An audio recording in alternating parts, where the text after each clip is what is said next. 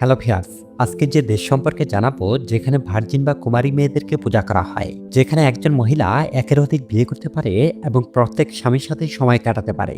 এমনকি এদেশের হোটেলগুলোতে খাবারের সাথে আপনার পছন্দ মতো মেয়ে পাবেন।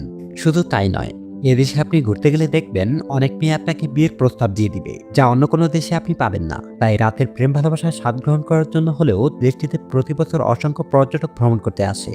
আজকের ভিডিওতে নেপাল সম্পর্কে সকল অজানা তথ্য জানতে চলেছেন, যা এর আগে আপনি কখনো শোনেননি। তাই ভিডিওটি সম্পূর্ণ দেখতে থাকুন। আর ভিডিওটি শুরু করার পূর্বে যারা এখনো আমাদের চ্যানেলটিকে সাবস্ক্রাইব করেননি, তারা চ্যানেলটি সাবস্ক্রাইব করে পাশে থাকা বেল বাটনটি বাজিয়ে দিন। ধন্যবাদ। দক্ষিণ এশিয়ার হিমালয় পর্বতের কোলে অবস্থিত একটি সুন্দর দেশ হচ্ছে নেপাল, যার সাথে দুইটি দেশের সীমানা রয়েছে। উত্তরে চীন এবং দক্ষিণ পূর্ব ও পশ্চিমে ভারত সীমান্ত অবস্থিত। দেশটির আয়তন হচ্ছে 1,47,516 বর্গ কিলোমিটার। বাংলাদেশ থেকে নেপালের কাছাকাছি স্থলবন্দর হলো বাংলাবান্ধা, আর এই বন্দর থেকে নেপালের দূরত্ব প্রায় 100 কিলোমিটার। নেপাল দেশটির রাজধানীর নাম হচ্ছে কাঠমান্ডু, যার পুরনো নাম ছিল ক্লান্তিপুর, এবং এটি পৃথিবীর সব থেকে প্রাচীন নগরগুলোর মধ্যে একটি। দেশটি অনেক ছোট হলেও এর সৌন্দর্য অত্যন্ত মনোমুগ্ধকর। নেপালের জনসংখ্যা প্রায় 3 কোটি, যার সরকারি ভাষা হলো নেপালি, আর মুদ্রার নাম হচ্ছে নেপালি রুপি।